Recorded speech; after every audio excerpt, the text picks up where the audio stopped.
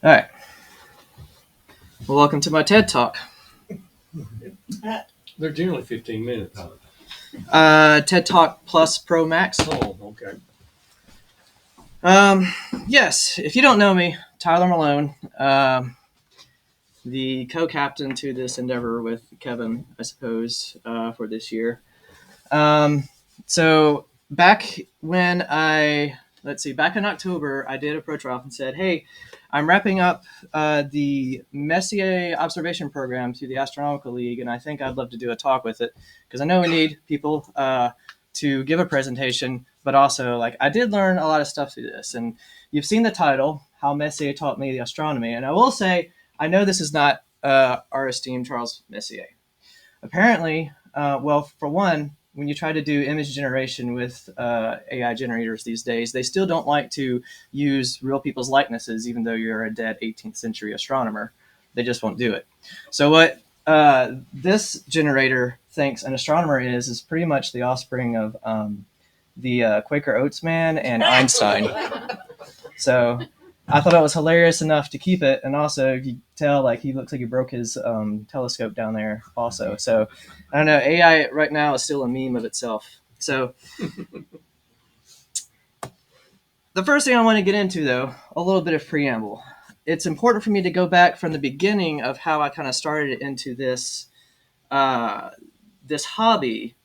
because that is what led me to making the choice to do the Messier observation program. So when I started thinking about getting my telescope, what do? You start like looking through YouTube videos. You start searching Google, asking it, "What telescope should I buy?" Basically, right? And then you kind of like iterate on those questions down from there and start to figure things out. So when I got into YouTube, asking it like beginner astronomy for beginners, beginner telescopes, whatnot, of course you come across like thousands of channels, right? This is a sampling of it there. I did come across BAS and also Space for Everybody at that time. Didn't know Matt yet. Turned out we actually had some people in common that knew you through your college days, and I knew them and whatnot. But yeah, I took a look at your astrophotography stuff then and everything. Problem is, a lot of the YouTube videos are geared towards astrophotography, right? Because pictures are pretty. It's something to show. It's something easy to show off. So there wasn't many current YouTube channels that had to do with a lot of visual astronomy. There are a couple up there, EdTeen, of course, and Learn to Stargaze. Now, Learn to Stargaze is John Reed's channel, and his journey into astronomy and teaching style really resonated with me, and so I started watching more of his videos. And one thing that he had was actually a list of rules for a first telescope. Here's his rules. Does the telescope have at least 4 inches of aperture? Does the telescope come with a red dot or a bullseye finder? Can the telescope's mount move effortlessly left to right, up and down, and attach to the telescope with a Vixen-style dovetail? Can the telescope balance precisely on the mount and stay fixed in place when released? So no camera tripods, right? And can the telescope point straight up? If it's a refractor, does it include a 90-degree diagonal? So I thought, well, this is fantastic. It makes sense to me. And some of the advice I had heard from other places was that you want to buy the biggest amount of aperture when you're doing visual observations. You want to buy the biggest amount of aperture possible in your budget. And I thought that made sense too. I had a background in photography. Larger aperture means faster shutter speed, means just a faster camera, right? More light coming in. So that made sense to me. So with a budget of about $500, this is what I ended up with. The Orion Starblast 6. Got it as a kit. Actually got it for a little less than $400 because I think it was an open box deal at that time. Or maybe it was a harbinger of what was going to happen to Orion a couple years later. I don't know. But that's what I ended up with. Came with the turntable and everything, with the faithful pulsars and whatnot. So why the Messier list? Well, I knew that I wanted to get into visual observation. I didn't want to just dive right into astrophotography yet, and I'm still holding off that temptation as long as possible. So I really wanted to start to get familiar with the night sky, to start to understand things in the night sky, know my way around it. And the Messier list has many DSO types that could keep you interested. Also, it's pretty ubiquitous and well documented with abundant resources. Everybody in astronomy knows about the list. It's one of the first things you hear about, one of the first things you learn about. But there is another reason for this. John Reed from Learn to Stargaze had a book, 110 Things to See with a Telescope. And I have it with me tonight. It's over there. Y'all can feel free after this is over to kind of peruse it more.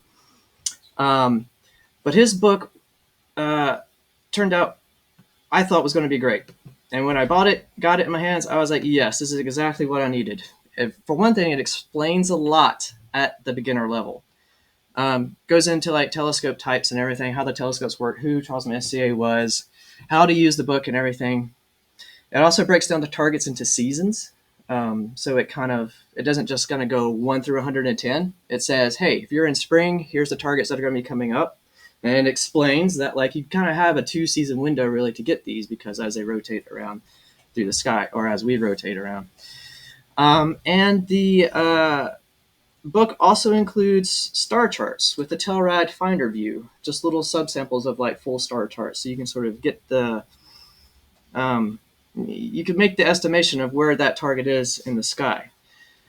So, without further ado, let's actually get into some of the logs from this book. So, I did scan several pages of highlights from my log book there to kind of show you the path and the journey I took from how I started and where I ended up, and kind of what I've learned along the way.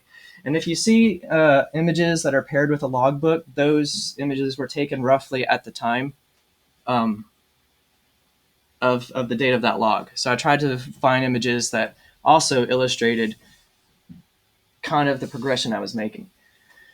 So yeah, this sucker does come with the tabletop turntable. It's not on a tripod. And this is how I used it for about the first 5 months of my observations. So M4 here is the first object I observed. I think that says, what, July 2nd, something like that, 22? And keep in mind, I started out on this journey without joining the BAS. I didn't know anybody locally to kind of ask questions. It was all just me, Google, and YouTube figuring stuff out. And this book was excellent. You could see how it has like sort of like a description of it, how like John and his friends might have found it, some stargazing tips to go to it, the inset of what the object looks like, the position of it, and the major constellations, and then the observation log. So this thing is backwards to how I'm using it. So if you're looking at it, you can sort of tell, and if you know how to make notes for observation programs, these notes are super simple, aren't they? And you can see I went back and crossed out some things to add some stuff later on. But all I knew is that when John, promoting this book, said, hey, you can get a certificate from the Royal Canadian Astronomical Society or whatever, or the Astronomical League, if you fill out this book, just turn it in. No other directions on that, and I didn't bother to go look at the Astronomical League site to actually see what they wanted. So I just went on my merry way.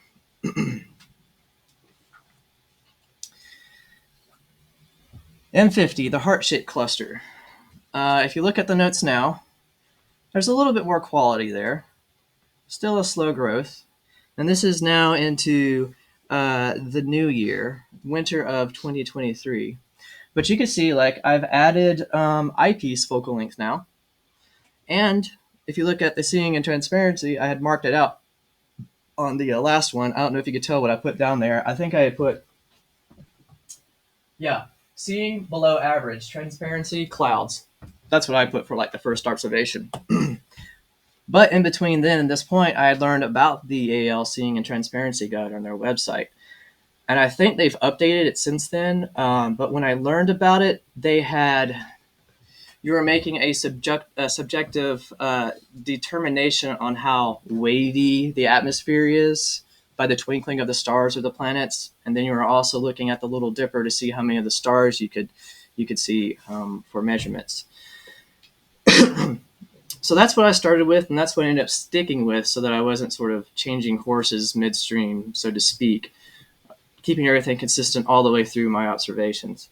What I did do is I printed that out and pasted it in the back of that book, so I'd always have it with me at the telescope as well. You may also notice I started labeling stars in my sketches to match them on the inset images. And since I was using a reflector, that meant the field of view, the eyepiece, what I was seeing was just all sort of wonky, right? Up, down, sideways, side to side, whatever. Reflectors do it all pretty much. So I was having to do some mental gymnastics when I was looking at the inset here on these log pages and then trying to figure out what I was seeing in the eyepiece. But you can see I kind of sketched out, connected the dots for that heart shape. And then, I don't know if it's showing up well on the screen here, but yeah, stars 1, 2, 3, 4, and then 1, 2, 3, 4. So I started making notes that way too, to sort of point out that I definitely knew what I was seeing, and I was giving me confidence that way as well. I have no idea what that little star or planet was beside the moon that long ago. I didn't take notes of that, but I did take the photo through that telescope. All right, into spring. We have the Surfboard Galaxy and the Owl Nebula here. Let's see. This one was which one did I see earlier? M97. So I actually observed that in February. So I did see it early in its sort of time that it would be in the sky. And I actually made that observation 1 week after joining BAS. I joined BAS 2 years ago tomorrow. You can see that the quality of the notes keeps going up. And maybe it was a coincidence or maybe not that I actually got better notes 1 week after joining BAS. I do think I remember talking to you, Matt, possibly you too, Ralph, that I was doing this and asked questions of what I should be logging. And I think that's why some of the measurements got added on now as I did. So I have a note here to say, read the descriptions. And I can't read it off here, so I'll have to read it here. So yeah, descriptions for here. You can tell that, like, since I have two targets that I'm having to observe, I've kind of noted them both in various places. And the notes for, let's see, M97. I could not find M108, but found M97 with the... You knew that was going to happen? Yeah. I knew that was that's so funny. I mean, you also know more about what's going to happen later in this presentation, too. But I found M97 with an 03 filter, M108 notes on the opposite page. So that was one of the things I also found out about between the last observation and this observation, was that you could get ultra high contrast filters, light pollution filters, and O3 filters to actually help you out with some of these targets. And I learned about different types of nebula, the different types of emissions they might produce, and why you'd want to use O3 over something else. So yeah, purchased an O3 and an ultra high contrast filter secondhand or another open box deal, I think, and started using them. Because there are some nebula in the Messier catalog where the O3 filter definitely helps out. M97 was one of those. So about a month later, in January, February, March, I got M108. So the second observation of M97 with the O3 filter. I know I have M108 in the eyepiece, but can't make it appear. I'm going to try a makeshift eye patch with my knit cap. So yeah, that's one thing I kind of came up with an idea, was just to pull the knit cap down over my face like this and just sit there and wait. Wait that 30 minutes or so to try to get your eye the best night vision you could out of the dominant eye that I'd use in the eyepiece, and it worked. You can see it over here. The magnitude listed in this book for M108 is a 10. So it's it's the dimmest thing you could probably see out of the whole Messier list. And I remember when I saw this vividly in my backyard, looking at the dipper above my neighbor's house. And like when I kept checking, every now and then, looking through the eyepiece to see if my eye had actually adjusted yet. But when it did, like, I saw that sucker, I felt like as clear as anything else I'd ever seen. And it was spectacular. So yeah, faintest object I have observed yet. It took all the tricks I knew.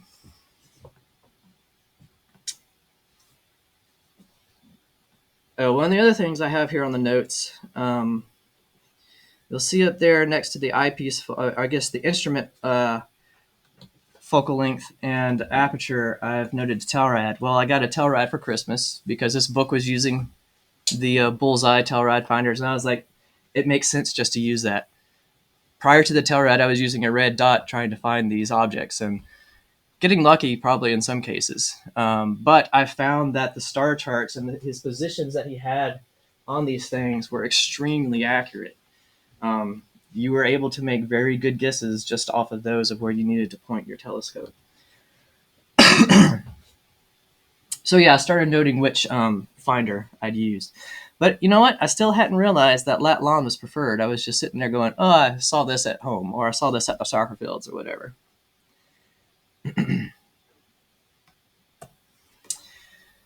Still in spring, and now we got into the Virgo clusters. Spring is awesome, as you know, because it's galaxy season. Tons of galaxies to see. And if, just like in this previous slide here with the full page sort of like eyepiece site with the superimposed Telrad finder, when you got to like these, it had both pages of just those with just the galaxies all scattered across it and whatnot. And you flipped over here and would just take your notes and everything. So it was extremely fun doing this because you could hop between galaxies, or many times even have the two galaxies in the same field of view. Another trick I figured out at this time to try to improve my sketches, I was using pens on all these sketches just because it was easier for me to see in the dark with the pens. And so I figured that I could actually take the pen and just draw on my finger and then make the smudge in the sketch to kind of indicate the fuzziness of what I was seeing. And it worked well. I didn't have to try to lightly sketch or anything with the pen. So if you look through that book, you'll definitely see like my actual fingerprints in the galaxies or the nebulas and stuff of where I like smudged it or whatnot. So I also started noting asterisms that helped me confirm objects. Which one is that over there, far left? M90. I do make a note about like this basket asterism that's between M90 and what is that there? M89. And I did the little trick again with labeling the stars, so that I could sort of prove to myself that I knew what I was looking at, that I could confirm that I did it. But also, I don't know, at this time, hey, I figured out latitude and longitude. That's what they actually want for location and not just some subjective, like, random thing. Because of the galaxies and having to learn how to hop between them, this is when I started figuring out star hopping, too. Now, what I ended up using was the Sky Tonight app, which that's the screenshot from it. And again, as I indicated, with like reflectors that have like the images backwards and upside down, I had to hold my phone upside down and try to orient it also maybe to how like the telescope was pointing, and then kind of scoot around that way to figure out the star patterns as I hopped across to find these targets. So, like several of these apps, they have a night mode. But my phone being Android, and I didn't know about this till recently, that like iPhone can go into a night mode, right? My phone doesn't do that natively, so I had to come up with, and you already found it in the back of that book where I had the transparency guide. You could just show that off to everybody. I just took red cellophane like film, cut it out, taped it on top of my phone, and it was. I like that better. Yeah, because it's so fast. Yeah. You didn't even have to push a button. No, yeah, it was great, and it was still conductive enough to where I could operate the phone through it. So, fantastic. And I had like a bunch of thoughts several times of trying to design my own like 3D printed case so that I could just affix that in there, set the phone inside and whatnot. But I hadn't got around to doing that yet because tape works. Let's see. Anything else here? Nope. That's good. All right. So now I've kind of found my flow. I've kind of figured things out with how I'm working at the telescope. Learned several of the tricks I've been using to see targets from just like jiggling the telescope, inverted vision, my knit cap, eye patch trick, and other things. So you can see by the notes here, they're pretty darn complete and pretty close to what the AL expects. I think this was one of the targets that, that I really found beautiful. We got the Trifid Nebula here, and then with Webb's Cross in between going to an open star cluster. Again, use the O3 filter to make that nebula come out better, and even use binoculars to see.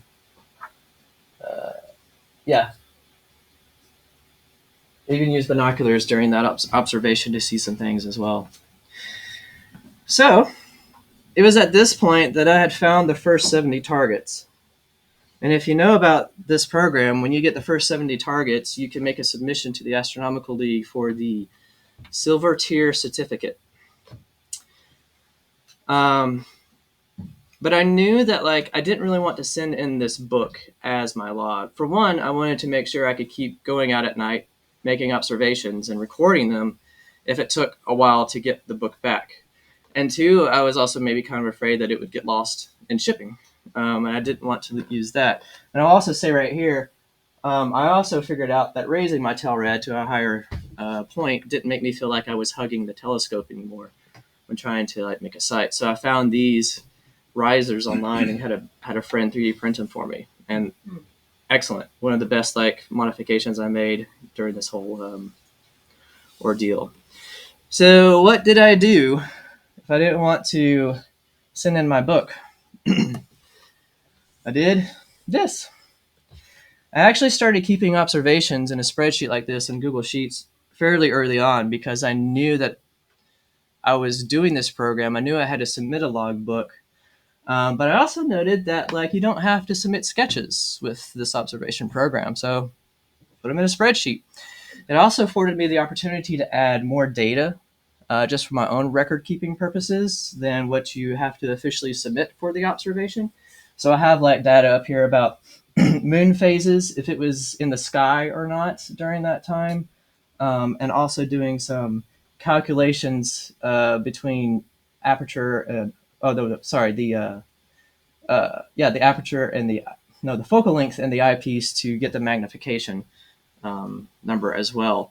But I would also do color-coded cells also, just to sort of visually represent how good the seeing and transparency was. And that was all done automatically through the power of Excel. So here's the other half of it, where I have my notes all filled in as well, and the type of finder I used and whatnot. So actually, by the time I submitted, I had logged 90 objects. I had Kevin look over this for me because the stipulation is, and I think this might be unique to this observation program for the AL, is that you have to have your logbook checked by somebody in good standing with the Astronomical League, whether that just be another club member or an officer of your club. So had Kevin look it over, and he made the initial submission on my behalf as per the guidelines.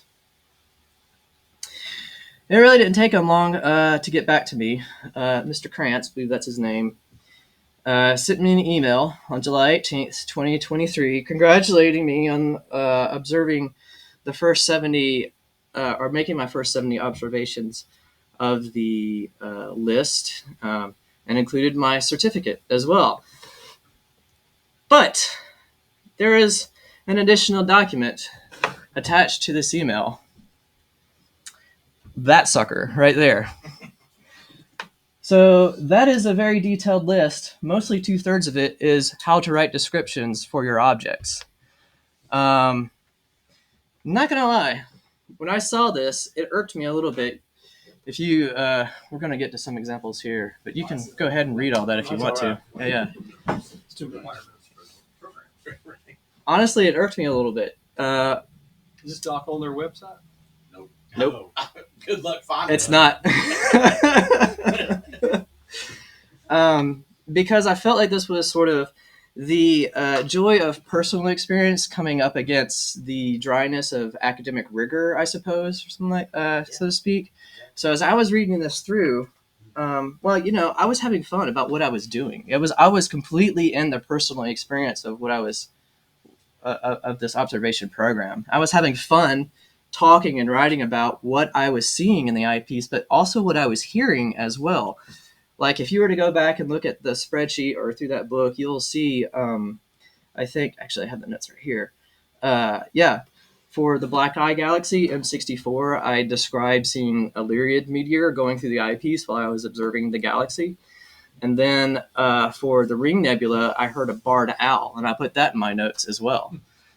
And so I felt like this was sort of like gatekeeping. It was like that stuff doesn't matter. This is what you need. This is how you need to do descriptions, right? You need to be very scientific about it. So what are some of those examples? Here's 3 of them.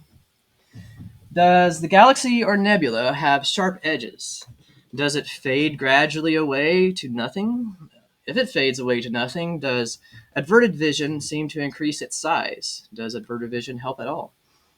In globulars, is the central area large and full, or very pointed and stellar-like?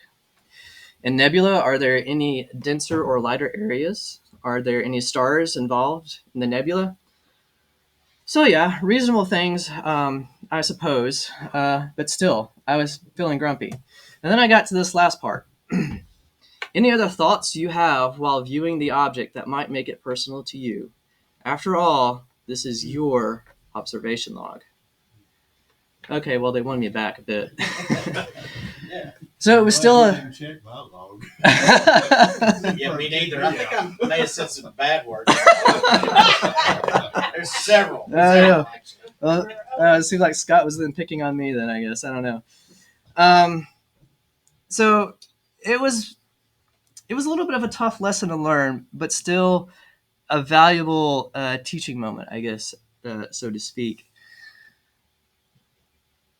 What you experience at the eyepiece is uniquely yours, and what makes the enjoyment like for you, right? But to understand what they were trying to tell me with that big list of how to write descriptions is that they're training you on how to really see the objects so you can start to see differences in them. Because honestly, even with like the 6-inch aperture underneath these Bortle 4 or 5 skies that I was observing in, everything still looked like that pale, faint ghost, right? You could see when there was more circular or more thinner, depending on how galaxies are kind of related to what we're viewing. But other than that, I don't know, I was never seeing any structure at all. So except for the brightest examples of nebula, right?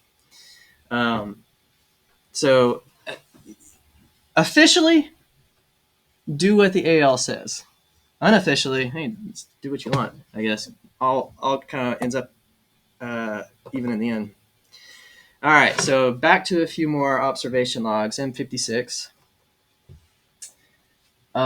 This is after I got those instructions for details. This is just a photo from my backyard. If you're looking closely enough, you can see the Pleiades out there.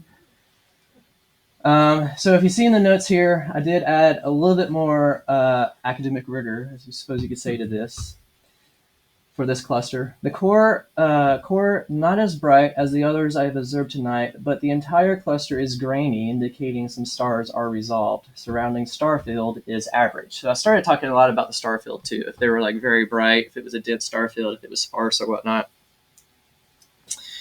Did the change in how you observe them, documentaries, did it suck the fun out of it? No. Okay. Ultimately, no. Sounds like it would. It did for a bit, like when I first had received that, but I got back to enjoying it. Yeah.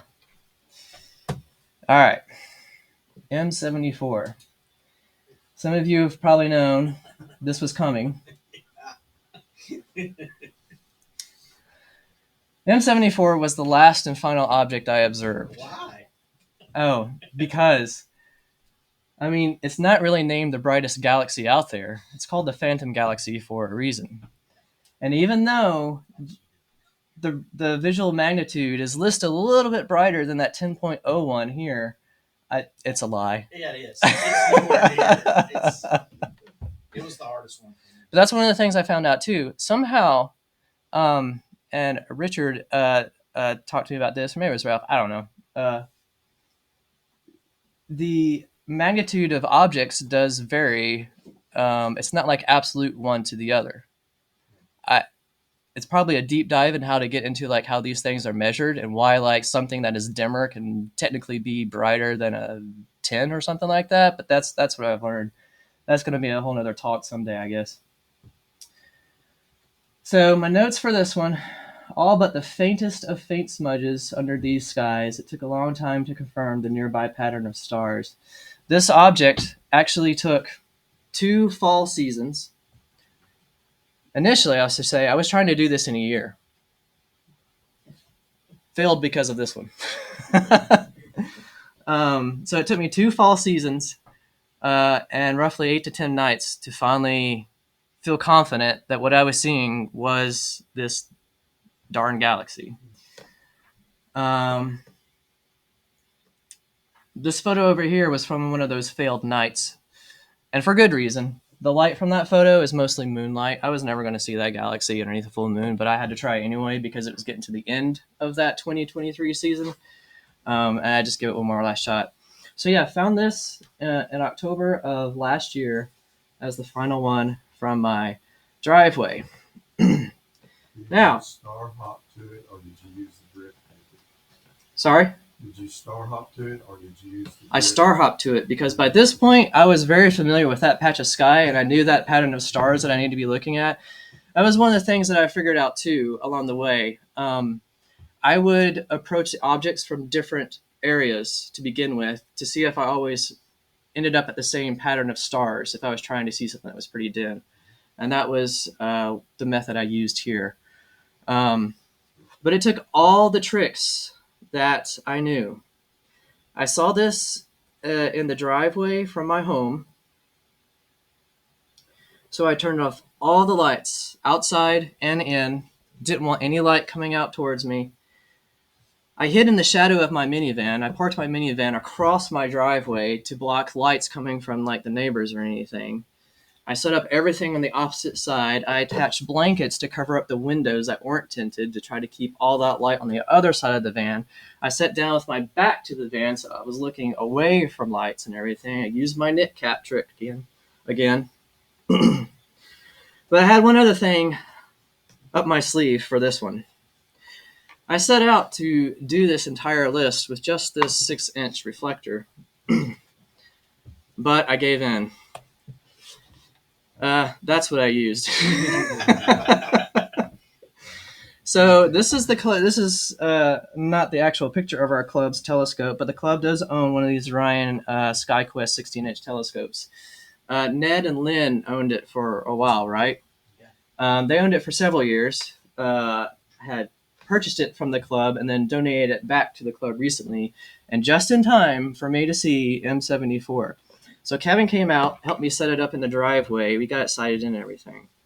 And that's what I used. And I should note, with this program, you can't use go-to capability. You have to manually find these things yourself. So I didn't use the go-to capability of the scope. I did use the hand controller to manually push that thing around to find that area of sky.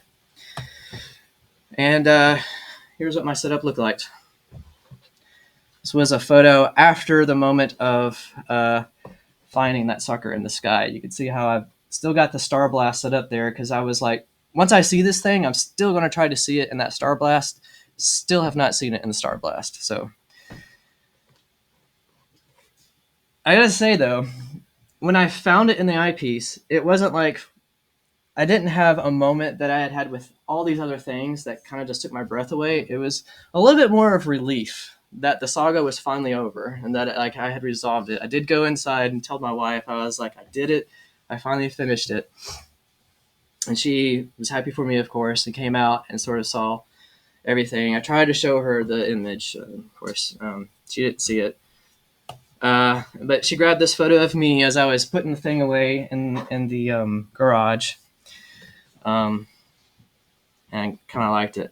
So that was the end of the program. I had done it. Here's some stats about that. The Orion Star Blast, 109 targets observed. The SkyQuest, 1 target observed. I observed all of these from 5 locations. Most of them were from Shackleford Ridge Park and my home, up in Signal.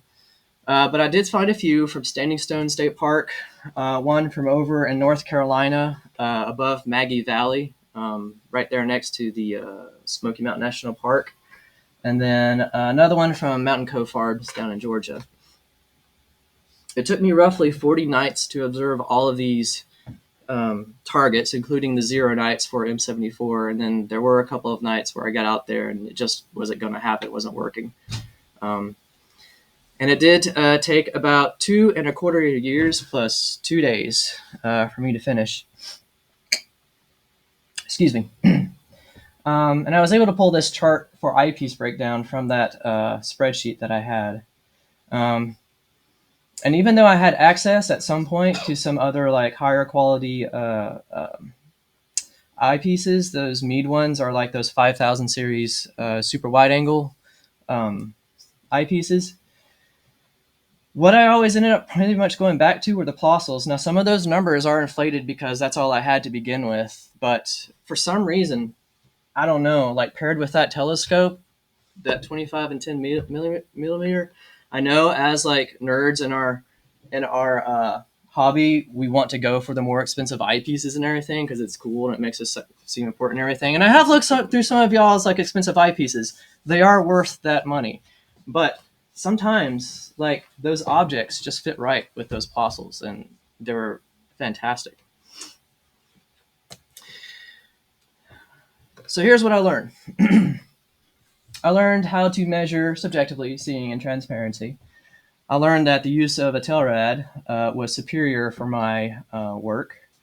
I learned how to calculate the EP, the eyepiece field of view, so that I could relate to what I was seeing in the eyepiece to how that measures against the Telrad concentric circles, so I can know what to expect in my eyepiece field. Learned about star hopping, how to do that. Learned how to write better descriptions. I learned how to modify my scope and other gear to make it more comfortable and useful to me. But there was a bonus along the way. I also learned about solar capabilities with the same telescope. These were images from last year's eclipse in Arkansas. I went with my buddy out there. And yeah, just used Bader solar film on the end of that thing with the phone cradle with those Plossels and was able to capture that sort of Cheshire cat grin there, and then the full eclipse with the corona and the. So yeah, phones they do incredible things. All right, so what's next now that I finished? Well, I still have to make the final submission. And this is where I wanted a little bit of audience participation because I have written my email. I've preloaded it and everything. What I want to do with anybody who's willing to take a selfie with you and my presentation and attach that sucker to this email and send it off tonight. So give me a couple of minutes here. He just doesn't want another letter of things he remember. Gotcha. Now, one thing while you're doing that, you can talk about cleaning your stocking cap and pulling over your eye. Go to the drugstore and buy an eye patch. Yep. Thought about that several times. Have I got there yet? Nope. I bought a 12 pack off Amazon for $4. Yeah, now, the problem is if you wear glasses, that sucks. Yep. I mean, I just go ahead and like adjust the. Yeah. If I'm not, like I have contacts in at night, if I'm wearing my glasses, I just adjust the focal length again. I'm still within range of being able to like making it sharpen. Although I do know I have an astigmatism like working out in one of these eyes. All right, so. This makes all the stars more starry. Yeah, yeah. All right, so here's my email to Scott. It's proving that out here. I've included some of the screen captures or the scans of my logs this time and everything. So, yeah, I'm for real. Whoever wants to be in my selfie with this thing, come on up here. I want to be in it. I sent lots of emails to Mr. Krantz. I'm going colors because I'm Jim, you sent emails to Mr. Krantz. You Well, should I get have. up here. All right, let's go to. I saw a grammatical error. I think all of us have sent emails to Mr. Did you really? Mhm. Okay. Jim read mine. He was my. You had a Okay, have y'all heard my story about what I did when I sent mine in? I asked Richard. Okay, so I swear I went through because I did spreadsheets and put it in the computer. Want me to take it? And I Oh, yeah, swear sure. I did spell check. So I asked Richard, will you check my log? Sure, send them to me. So I emailed them to him. It wasn't 5 minutes. I get an email back. There's a misspell word here. He started naming off things like crap. So I said, just send them back to me. Send them back to me. So he sent them back. I'm And I very went through the not whole taking thing. Did spell I'm check pretty and did everything. I had my stick wife with read you. them. Check my punctuation. And then I sent it back to him again. Okay, I, now fig- go. There we I go. figured out a way around that. You couldn't read my handwriting. I think my students use that exact Yeah. same thing. Jim, come over here. Yeah. Don't block my hard won presentation. Can you get it?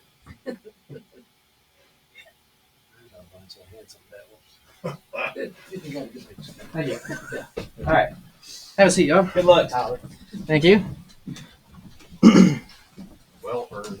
Now, while I'm doing this, I'm going to attach the photo to the email. But any questions out there? I just want to make a couple observations. I loved your breakdown on those eyepieces because that reflects exactly what I found with mine, and it took me 6 years to do what you did in a year. Hmm. And you know, the narrowest one you have and the widest one you have, it seemed like those are the two that I just kept coming back to. Yep. But you really, I do think, and there is a good bit of intimidation in this. And you think, oh, I don't know anything about space. I'm not going to do this. I don't know how to do it. That's the point. They want you to fumble because you've got to figure it out for you. Because what you enjoy at the eyepiece is going to be different than what Ralph or Tyler or me, what I enjoy. And whatever works for you and keeps you coming back, that's what you do. But there sentence in are, the like last you said, there paragraph. are requirements. And I actually You see that? broke down and bought the visual thing they require. So this has everything they require in it. And it's like tons of sheets. So you get it right every time. And that's what they require. What is it? So if you do it in this and send it, I just took pictures and sent it in. You got it. Don't send the original. No, don't send the original. They don't No. want you to send No, they don't. because they will not send That's They not a used to. complete They don't sentence. anymore. They want it In the digitized. first and sent in. paragraph. But- The first But sentence. it's supposed to be what you enjoy, and they want to see, I do that. you know, when you get frustrated. And so in several of mine, That's I was laughing because I went back to one of mine that I almost erased, but I didn't. But I'd written, surprise, surprise, another hard thing to see. And, you know, it gets to the point where you got to figure out those tricks. Like eye patches are huge. Going to a dark site, huge. I mean, I've probably 30% of mine I viewed in my driveway. It was very hard, but some of the broader ones I got away with. Especially the ones to the south. Right. Yeah. But going out to That's what I Cloud thought Canyon, it's Down you know, Chattanooga. whole new ball game out there, and it made, once you start getting close to, so it got down to where I had like 12 to go, and they weren't easy. None of them were. They were the hard ones, and so the toughest one for me in '74. If it hadn't been for Nick Meeks, a member of our club, who was set up right next to me, and I'm over there looking through my 4-inch, trying to find it. You know, I did it all through my 100 millimeter refractor and my 12-inch Dob, but I didn't have my Dob with me. So he's over there with an 8-inch CST, and I said, "Man, would you? Can I use your telescope for a second just to find it?" So I pointed it where, like with the Tilrad, where I knew it was, and I looked through his eyepiece, and boom, there it is. Yeah. Like the only thing you can see in it, and then I can't see it through my telescope. I know. So, you know, the tool makes a big difference. But this is so much fun. I cannot recommend folks doing this more. If you want to fall in love with space, this is how to do it. It was great. And that book you bought, that book Yeah, is that was fantastic. like, I knew that I needed Yes. something to guide me through it. Otherwise, I might lose interest in this, and like I won't stick with Yeah. the hobby. And it worked amazingly for me. I don't really like fan. I really don't like geek out over people that much. But like, if I met that guy John, I'd probably be like, dude, I'm your biggest fan. I don't know. Anyway, so I got the email all set up here. The photo is now attached as proof that I gave this conversation to Mr. Scott Krantz. So I guess all I got to do now is where is the send on this thing? Drag the window up. Okay. Okay, so my story on Messier objects, I started doing Messier in 1973. Oh, make that browser window bigger. In 2020. There it is. Drum roll. Boom. 404 error. Mailer Damon.